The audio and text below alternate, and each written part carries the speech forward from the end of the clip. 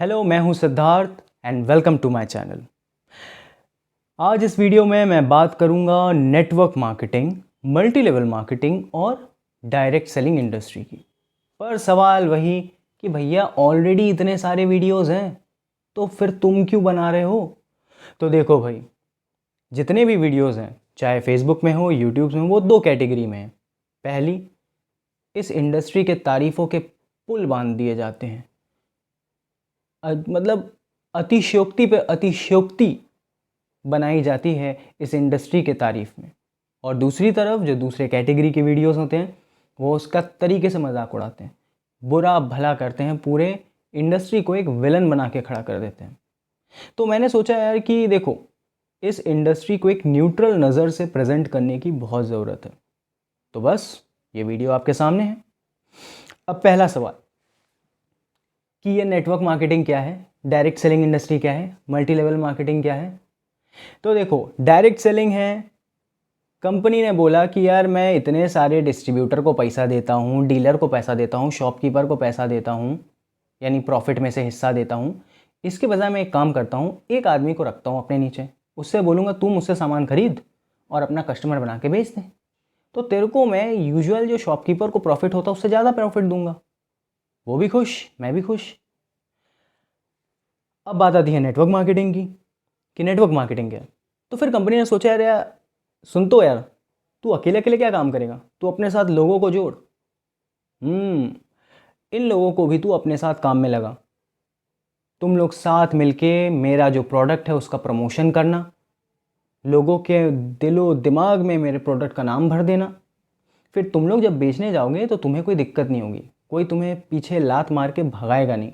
तुम्हें बोलेगा कि अरे तुम ये वाला सामान बेचने आए, तो यार ये तो दुकान में मिलता ही नहीं है, अच्छा हुआ तुम हो, और तुमसे सामान ले लेगा। तो ये होता है नेटवर्क मार्केटिंग, यानी कि आप बहुत सारे लोगों को अपने से जोड़ते हो। आप साथ मिलकर, माफ़ कीजिएगा, साथ मिलकर नहीं, साथ मिलकर स्ट्रैटेजी बनाते हो और फिर प्रोडक्ट बेचते हो। फिर आता है मल्टी लेवल मार्केटिंग। तो फिर कंपनी बोलती है काम करो यार, तुम अपने नीचे बंदे जोड़ो। तुम ऐसे कोई से भी बंदे, ऐसा नॉर्मल नेटवर्क नहीं, तुम मल्टी लेवल का मार्केट करो, यानी कि एक हायरार्की बनाओ। तुमसे नीचे लोग जुड़ेंगे, उनके नीचे लोग जुड़ेंगे, उनके नीचे लोग जुड़ेंगे, यानी तुम्हारे जितने भी पहचान वाले वो तुम्हारे नीचे डायरेक्ट जुड़े। फिर उनके जो पहचान वाले हैं, हो सकता है वो तुम्हारे पहचान के ना भी हो, वो उनके नीचे जुड़ेंगे, फिर उनके नीचे और लोग जुड़ेंगे। और जैसे जैसे लोग जुड़ेंगे और सामान खरीदेंगे, उनका जो भी कमाई होगी, उनसे जो मुझे प्रॉफिट होगा उसका मैं कुछ हिस्सा तुम्हें दूंगा। तो ये हो गया मल्टी लेवल मार्केटिंग। तो डेफिनेशन क्लियर है। अब आते हैं अगले सवाल की ओर। अगला सवाल ये है कि क्यों कुछ कंपनियां इस बिजनेस मॉडल को फॉलो करती है, वहीं पर कुछ कंपनियां नहीं करती। भाई जितनी भी बड़ी बड़ी कंपनियां देख लो, डाबर देख लो, पतंजलि देख लो, हिंदुस्तान यूनिलीवर देख लो, प्रॉक्टर एंड गैम्बल देख लो, ये सारी कंपनियां इस बिजनेस मॉडल को नहीं अपनाती है। वो सीधा सीधा अपनाती है, भाई हमारे डिस्ट्रीब्यूटर होंगे लोकल लेवल पे, रीजनल लेवल पे, नेशनल लेवल पे, फिर हम उनके नीचे डीलर होंगे, उनके नीचे फिर सेलर होंगे, यानी कि शॉपकीपर्स होंगे। आपको सामान चाहिए, आप जाओ शॉप में खरीद लो। तो भाई आखिर इस बिजनेस मॉडल में, इस नेटवर्क मार्केटिंग बिजनेस मॉडल में, डायरेक्ट सेलिंग इंडस्ट्री में ऐसा क्या है जो कुछ कंपनियां इसमें कूद जाती है। तो देखिए, इसके अपने फ़ायदे हैं और नुकसान भी। फ़ायदा, इनिशियल लेवल पर बहुत अच्छी ग्रोथ होती है। कैसे? देखिए, जब भी आप कोई कंपनी खोलेंगे और खासकर प्रोडक्ट वाली, तो यानी आपको फैक्ट्री डालनी पड़ेगी, पूरी असेंबली लाइन लगानी पड़ेगी, और साथ ही साथ एक ढेर सारा पैसा इन्वेस्ट करना पड़ेगा लगातार उसके ऑपरेशन में चलाने के लिए। लेकिन बात यहीं पे ख़त्म नहीं हो जाती है। सिर्फ प्रोडक्ट बना लेने से ही आपका प्रोडक्ट मार्केट में बिकेगा नहीं। भाई कोई उसे क्यों खरीदे, कोई अपने रेगुलर प्रोडक्ट को छोड़कर आपका प्रोडक्ट क्यों खरीदे, और भला शॉपकीपर भी आपके प्रोडक्ट को क्यों रिकमेंड करे। भाई अब कस्टमर जो मांगेगा वो शॉपकीपर वो देगा। तो इसलिए फिर आपको क्या करना पड़ता है, आपको एक अपने परसेंटेज ऑफ प्रॉफिट में से एक ह्यूज परसेंटेज डिस्ट्रीब्यूटर को, डीलर्स को और शॉपकीपर्स को देना पड़ता है कि भैया तुम ज़्यादा प्रॉफिट रखो, लेकिन मेरा जो आइटम है वो सामने रखो, अगर सुपरमार्केट जैसा है, या फिर मेरे जो प्रोडक्ट है उसे रिकमेंड कर दो। तो इस तरीके से लोकल जो नॉर्मल कंपनियां हैं उनको अपने प्रॉफिट का एक बड़ा हिस्सा छोड़ना पड़ता है। और फिर उसके अलावा एडवर्टाइजमेंट, चाहे टीवी कमर्शियल हो, फेसबुक हो, इन सब में भी करोड़ों रुपए खर्च करने पड़ते हैं और उसके बाद भी गारंटी नहीं है कि आपके सामान बिके। क्योंकि कई बार क्या होता है कि कुछ कंपनियां को इतना भी डील कर लेना पड़ता है शॉपकीपर से कि अगर सामान नहीं बिका तो हम एक्सपायर्ड सामान वापस आपसे ले लेंगे, अगर बिक गया तो बढ़िया है, आप हमें हमारा प्रॉफिट का हिस्सा दे देना। क्योंकि भैया कोई क्यों इतना रिस्क ले, कोई शॉपकीपर क्यों रिस्क लेगा। तो ये सारी जो दिक्कतें हैं ये डायरेक्ट सेलिंग में नहीं होती है। क्यों? क्योंकि भैया कंपनी आपसे बोलेगी ए इधर ये ले मेरा सामान, मुझसे ख़रीद ले, उसके बाद तू उसको जाके बेच देना। अब चाहे वो एक्सपायर हो, अब चाहे वो बंदा उसे वहाँ पर बेच पाए ना पाए, ये उसकी हेडेक है। और इवन कि भाई वो बंदा एक बार उसके पैसे फंस चुके हैं तो वो जाएगा, सबको मनाएगा कि भैया मेरा प्रोडक्ट ले लो, मेरा ले लो। तो यानी वो फ्री में आपकी एडवर्टाइजमेंट करेगा, अपनी इज्जत दाव लगा कर भी वो आपके प्रोडक्ट की यानी कि तारीफ़ करेगा, आपके प्रोडक्ट का प्रमोशन करेगा। तो ये हुआ फ़ायदा इस इंडस्ट्री बिजनेस मॉडल का। तो अब बात करते हैं कि अगर ये बिज़नेस मॉडल इतना ही अच्छा है तो फिर ये जो बड़ी बड़ी कंपनियां हैं, चाहे पतंजलि हो, हिंदुस्तान यूनिलीवर हो, प्रॉक्टर गैम्बल हो, डाबर हो, वो ये बिज़नेस मॉडल क्यों नहीं फॉलो करती? तो भाई इसका जवाब ये है कि इसमें शुरुआती तो अच्छा बूस्ट मिल जाता है आपको, लेकिन एक लॉन्ग रन के लिए ये ज़्यादा अच्छा नहीं है। आपको हाई प्रॉफिट नहीं मिलेंगे, ग्रोथ भी बहुत लिमिटेड है। उसका रीज़न मैं बता दूंगा, लेकिन उसके पहले मैं आपको एक एग्जांपल देता हूं कि पतंजलि का ईयरली टर्नओवर लगभग 40,000 करोड़ है, हिंदुस्तान यूनिलीवर का लगभग 70,000 करोड़ है, डाबर का 8,000 करोड़ है, और वहीं पे पूरी डायरेक्ट सेलिंग इंडस्ट्री का टर्नओवर मात्र 16,500 करोड़ है। तो आप समझ सकते हो कि बड़ी बड़ी कंपनियां ट्रेडिशनल मार्केट में कितना अच्छा कमाती हैं और ये कई सालों से वहाँ पर मौजूद है। पर क्या वो इस फील्ड में नहीं आ सकती है? देखिए, आएगी तो उसे शॉपकीपर और जो भी डीलर हैं, डिस्ट्रीब्यूटर हैं, उनके विरोध का सामना करना पड़ेगा। और जो ऑलरेडी इसमें है, इस बिज़नेस मॉडल में है, वो ट्रेडिशनल में इसलिए नहीं जा सकती। क्यों? क्योंकि अगर वो ट्रेडिशनल में जाती है तो फिर से उन्हें ज़ीरो से स्टार्ट करना पड़ेगा, यानी कि high incentive, high percentage of profit देना पड़ेगा सेलर को, डिस्ट्रीब्यूटर को, डीलर को। एडवर्टाइजमेंट में भी हैवीली खर्चा करना पड़ेगा, और इसके साथ ही साथ आपको जो एक्सपायर्ड आइटम है वो भी अगर नहीं बिके तो आपको वापस ख़रीदने पड़ सकते हैं, और उसके बाद भी कोई गारंटी नहीं है कि आपका प्रोडक्ट मार्केट में चले। तो यही वजह है कि बड़ी बड़ी जो कंपनियां हैं या फिर जो कंपनियां एक लॉन्ग रन में सक्सीड होना चाहती है, बड़े कंपनी, बड़े वेंचर्स में तब्दील होना चाहती है, वो इस बिज़नेस मॉडल को अवॉइड करती है। अब आते हैं अगले सवाल की ओर। अब सवाल है कि इन कंपनियों के साथ, डायरेक्ट सेलिंग इंडस्ट्री की कंपनियों के साथ प्रॉब्लम क्या है? तो देखिए, जनरली जो कंपनियां अवेलेबल है मार्केट में, उनकी अगर बात की जाए तो सबसे पहली प्रॉब्लम ये आती है कि इनके जो क्वालिटी है वो बहुत लो है। और उसकी वजह भी ये रहती है कि देखिए, कोई भी कंपनी जब चालू होती है तो उसमें बहुत कम ही इन्वेस्टमेंट आ पाता है। अब ऐसे में अगर आप ढेर सारे प्रोडक्ट प्रोडक्शन पे ले आओ तो ऑब्वियस ही बात है, आपको कहीं ना कहीं कुछ तो सेक्रीफाइस करना होगा। तो आप सेक्रीफाइस करते हो क्वालिटी को। फिर आता है इनका रिसर्च एंड डेवलपमेंट। तो रिसर्च एंड डेवलपमेंट के नाम पे ये सिर्फ रिवर्स इंजीनियरिंग करते हैं, यानी कि अवेलेबल मार्केट में जो प्रोडक्ट है जो बहुत अच्छा चलते हैं, बहुत ज़्यादा बिक्री होती है, उनको ये उठाते हैं, उसकी रिवर्स इंजीनियरिंग करके खुद का एक प्रोडक्ट बनाकर प्रोडक्शन के लिए भेज देते हैं। पर इसमें दिक्कत क्या है? दिक्कत यह है कि जो कंपनियां ओरिजिनली इस प्रोडक्ट को डेवलप की थी, जो मार्केट में अवेलेबल है, उन्होंने इसे स्क्रैच से किया था और उन्होंने इस पर ढेर सारा पैसा और टाइम दोनों लगाया था, और उन्होंने जब तक टारगेट रिजल्ट को अचीव नहीं किया तब तक इस प्रोडक्ट को प्रोडक्शन के लिए नहीं भेजा, और आज भी उस पर वो काम करते हैं। वहीं पे इन कंपनियों की बात की जाए डायरेक्ट सेलिंग इंडस्ट्री के, तो इन्होंने जैसे तैसे भैया प्रोडक्ट को रिवर्स इंजीनियरिंग करके खुद का एक स्टेबल प्रोडक्ट बनाया और इसको प्रोडक्शन के लिए भेज दिया। तो ऑब्वियस ही बात है, इसके जो असर हैं, इसका जो रिज़ल्ट है वो उतना अच्छा नहीं रहेगा जो ओरिजिनल प्रोडक्ट के हैं। फिर दूसरी बात ये भी मेरे को समझ में नहीं आती इन कंपनियों के साथ, अधिकतर जो कंपनियां हैं ये लोग कहते तो ये हैं कि भैया हमें डिस्ट्रीब्यूटर को पैसा देना नहीं पड़ता, हमें डीलर को पैसा देना नहीं पड़ता, हमें शॉपकीपर को पैसा देना नहीं पड़ता, उसकी जगह हम अपने से नीचे जुड़े व्यक्ति को पैसा देते हैं, इस वजह से हमारा बहुत सारा पैसा बच जाता है। लेकिन अगर इतना ही पैसा बच जाता है तो फिर आपके प्रोडक्ट इतने महंगे क्यों आते हैं? और वो भी तब जब इसकी क्वालिटी अवेलेबल प्रोडक्ट के मुकाबले बहुत ही ख़राब रहती है। अब बहुत ही ख़राब तो नहीं कह सकते, लेकिन फिर भी इन्फीरियर रहती है। अब आप टूथपेस्ट की बात कहो, शैम्पू की बात कहो, साबुन की बात कहो, इनके प्रोडक्ट जो है एक तो नॉर्मल अवेलेबल प्रोडक्ट से बहुत महंगे रहते हैं और तो और उनकी क्वालिटी भी उतनी अच्छी नहीं रहती है। तो ये कुछ प्रॉब्लम है जो एग्जिस्टिंग डायरेक्ट सेलिंग इंडस्ट्री की कंपनियों के साथ है। अब बढ़ते हैं हम अगले सवाल की ओर। अब सवाल ये उठता है कि आखिर इस इंडस्ट्री में कुछ लोग फंस कैसे जाते हैं, ट्रैप कैसे हो जाते हैं। तो देखिए, मैं उन लोगों की बात नहीं कर रहा हूँ जो लोग पूरे शिद्दत के साथ, पूरे लगन के साथ, पूरे डेडिकेशन के साथ इस इंडस्ट्री में काम कर रहे हैं। जय माहेश्वती। मैं बात कर रहा हूँ उन लोगों की जिनके लिए ये गले की हड्डी जैसा है।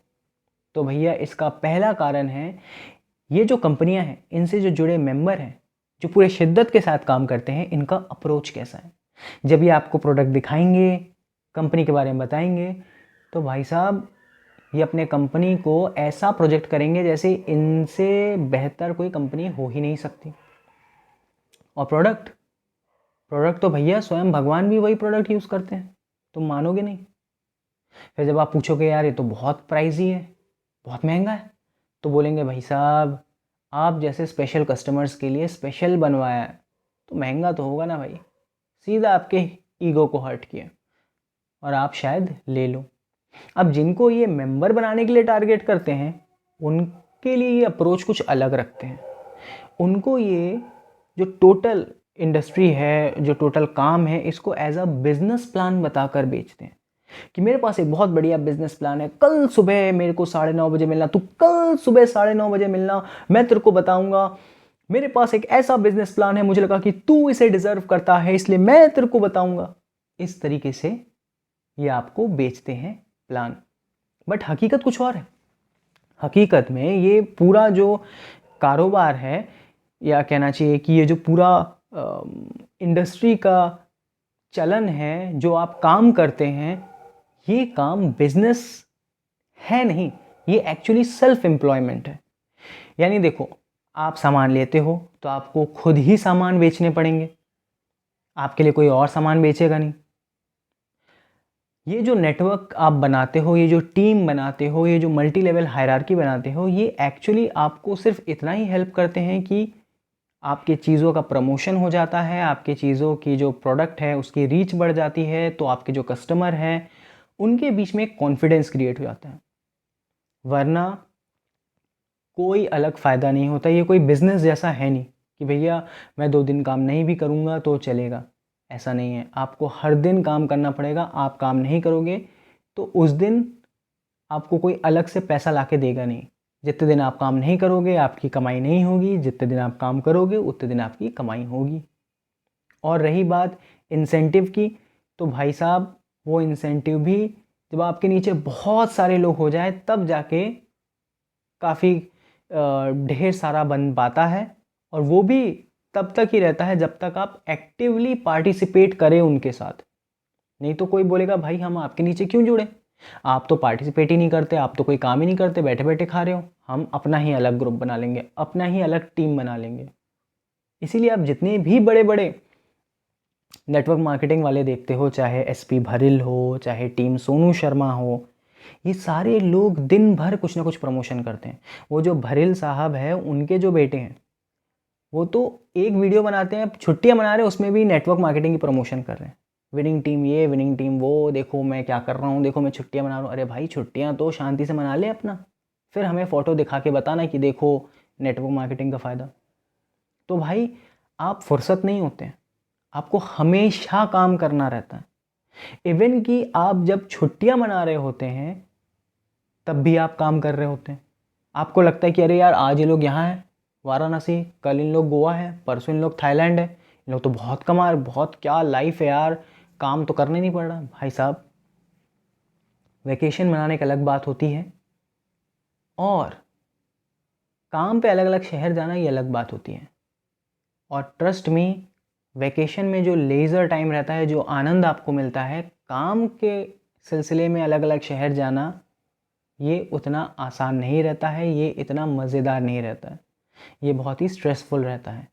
आपको फ्यूचर का कुछ नहीं पता, आप काम करना बंद कर देंगे तो लोग आपसे दूर हटते चले जाएंगे। हर कोई स्वार्थी है, कोई आपको ज़बरदस्ती फ्री में पैसा क्यों दे। फिर आता है कि भाई इनके जो टारगेट है ये होते हैं अनएम्प्लॉयड या अंडर एम्प्लॉयड लोग, यानी कि जिन्हें अंडर सैलरी मिल रही है, जो ये सोचते हैं कि भाई मैं बहुत अच्छा सैलरी डिज़र्व करता हूँ लेकिन उन्हें बहुत कम सैलरी मिल रही है, या लोग ऑलरेडी काफ़ी परेशान हैं, ये उन्हें टारगेट करते हैं और उनको एक भरोसा दिलाते हैं, उनको एक सपना दिलवाते हैं, खासकर ये बिज़नेस प्लान वाला कि ये बिज़नेस प्लान है, जबकि मैंने हकीकत आपको बताई। तो अक्सर लोग जो हैं फंस जाते हैं कि यार चलो कुछ ना करने से बेहतर है मैं बिज़नेस करूँगा, कम से कम कुछ तो पैसा आएगा। फिर इनका एक और दाव ये रहता है कि भाई इन्वेस्टमेंट तो कुछ है ही नहीं, क्योंकि भाई जब वो बिज़नेस का नाम लेंगे तो आप पूछोगे कि भाई बिज़नेस से तो मुझे इन्वेस्ट करना होगा, तो बोलेंगे इन्वेस्ट है ही नहीं। तो आप बोलोगे ठीक है मैं ज्वाइन करूँगा, तो ज्वाइन करोगे तो आपको बोलेगा भैया 20,000 25,000 का सामान लेना पड़ेगा। आप बोलोगे भाई साहब आपने ही तो बोला था कि इन्वेस्टमेंट नहीं करना है। तो बोलेंगे भाई साहब ये आप इन्वेस्टमेंट कहाँ कर रहे हो, आप तो सामान खरीद रहे हो, अगर आप बेच पाए तो आपको मुनाफा, अगर नहीं बेच पाए तो आप अपने घर वालों के लिए यूज़ कर लीजिएगा, है ना फ़ायदे की बात। जबकि ये सरासर गलत है। क्यों गलत है? क्योंकि भैया ये 5,000 का सामान आपको 20,000 में बेचेंगे और ये बात आपको भी पता होगी। अब आप ही सोचिए, जब आपको पता है कि ये सामान मार्केट में 5,000 में कुछ मिल जाता है लेकिन आपने तो 20,000 देकर लाए हो, तो भाई ऑब्वियसली बात है जब आप इसे यूज़ भी कर रहे होगे तब आपको पता है कि भैया बहुत बुरे ठग लिए गए। दूसरे को ठग लेते तो फिर तो बात अलग थी, लेकिन खुद जब ठगे जाओ और पता भी हो तब बहुत बुरा लगता है। फिर आता है लाइज ऑफ पैसिव इनकम। ये आपको झूठ बोलते हैं कि भैया आपकी पैसिव इनकम है, आप बैठे बैठे कमाओगे, आपके नीचे जो लोग हैं वो काम करेंगे, आप बैठे बैठे कमाओगे। वो भी गलत है। जैसे मैंने एग्जांपल दिया सोनू शर्मा, भरेल साहब, ये सारे लोग, इज्जत से ही बात करनी चाहिए क्योंकि मुझसे बहुत बड़े हैं, ये लोग आज भी नेटवर्क मार्केटिंग के सेमिनार किए जाते हैं। कभी ये एन्जॉयमेंट, कभी वो एन्जॉयमेंट। इनका जो सेमिनार होता है वो सेमिनार भी इतना तगड़ा होता है भैया, कार की लाइन लगा देते हैं, वो बात अलग है, किराए से लाते हैं फिर किराए से वापस कर देते हैं। किराए से लाते हैं सामान, पूरा साजो सामान खड़ा करके आपको मोटिवेट करते हैं, आपको कहानियाँ सुनाएंगे, आपको फर्जी बातों से मोटिवेट करेंगे, कहीं की बातें कहीं पे भी कोई सा भी घुसेड़ के कैसा भी लॉजिक बनाकर आपको ऐसा मोटिवेट करेंगे कि आपको लगेगा कि भाई लाइफ है तो सिर्फ नेटवर्क मार्केटिंग वाली, नहीं तो लाइफ है ही नहीं। फिर आता है ये कि भैया और क्या क्या हम बेच सकते हैं, तो फिर आता है सपने बेचना। और सपने क्या? रातों रात अमीर होने के सपने। अब बात करते हैं दूसरे रीज़न की। अब दूसरा रीज़न क्या है? दूसरा रीज़न ये है कि आपका कैसा माइंडसेट रहना चाहिए जिसकी वजह से आप फंस जाओ, यानी आप कैसा सोच विचार रखते होंगे कि आप इस इंडस्ट्री में फंस जाओ। तो उसमें पहला पॉइंट ये है कि भाई आप लोगों की अमीरी देखकर उनके जैसा अमीर बनना चाहते हो। आपको लगेगा कि अरे यार ये अमीर है, मैं भी यही काम कर लेता हूँ, मैं भी ऐसा अमीर बन जाता हूँ। जबकि आप ये भूल जाते हो कि भैया कोई भी व्यक्ति किसी मुकाम में जाने से पहले एक लंबा सफ़र तय करता है। उसमें उसने क्या मेहनत की है, क्या स्किल गेन किया है, क्या स्किल डेवलप किया है, अपने कौन से स्किल को पॉलिश किया है, ये आप देखते ही नहीं हो। फिर जब आप मार्केटिंग में घुसते हो तो भैया उसमें सबसे पहला स्किल है लोगों को अप्रोच करना, लोगों को मैनिपुलेट करना, उन्हें विश्वास दिलाना कि आप जो कह रहे हो बिल्कुल सच है और आप उन्हें जो रिकमेंड कर रहे हो उसे मान लेनी चाहिए। और ये कोई आसान काम नहीं है, ये जितना सुनने में सरल लगता है ये उतना ही कठिन है। फिर आता है, आप रातों रात रईस बनना चाहते हो। कल मुझे ऑडी चाहिए, मम्मी आप टेंशन मत लो, परसों मैं आपके लिए लैम्बोर्गिनी लाऊंगा। पापा आपको मैं उसके अगले दिन बुगाटी दूंगा। दादाजी एक घर बन जाएगा अपना। ऐसे ही आप रातों रात ये सब चीज़ों के सपने देखते हो, तो भाई आपका फंसना तय है। फिर आता है कि आपका जो करियर है, यानी आप जिस भी करियर में अपना जॉब ढूंढ रहे हो, जिस भी फील्ड में अपना करियर बनाने की कोशिश कर रहे हो, उस फील्ड के रिक्वायर्ड स्किल आपके पास नहीं है। आपने एजुकेशन ले ली, आप चलेगा कि भैया मुझे जॉब दे दो, तो ऐसे में जो भी लोग जॉब देंगे वो आपको बहुत ही कम सैलरी में रखेंगे। क्योंकि देखो, एक समय था कि लोगों के पास एजुकेशन नहीं होती थी, लेकिन आज समय ये है कि एजुकेशन सबके पास है, स्किल बहुत कम लोगों के पास है। आप एज ए सिविल इंजीनियर की बात कर लो, आप सिविल इंजीनियरिंग की डिग्री आसानी से कर सकते हो। 4 साल लगेंगे, डिग्री कर लिया, आप मार्केट में जाओगे, कोई आपको नहीं पूछेगा, सब 8,000 7,000 ज़्यादा से ज़्यादा 10,000 रुपये देंगे। क्यों? क्योंकि भैया उन्हें चाहिए स्किल, और वो स्किल आपको एक्सपीरियंस के साथ मिलेगी।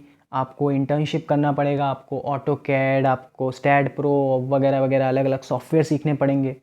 तो वो स्किल डेवलप करके उसमें अच्छे से प्रैक्टिस करके फिर आप जब जाएंगे तब आपकी वैल्यू बढ़ेगी। और फिर आप शुरुआत में भले ही कम कमाएंगे, लेकिन सालों भर में ही आपको इतना अच्छा एक्सपीरियंस होगा कि फिर जैसे ही आप दूसरे कंपनी को ज्वाइन करेंगे तो आपको और अच्छा पैसा मिलेगा।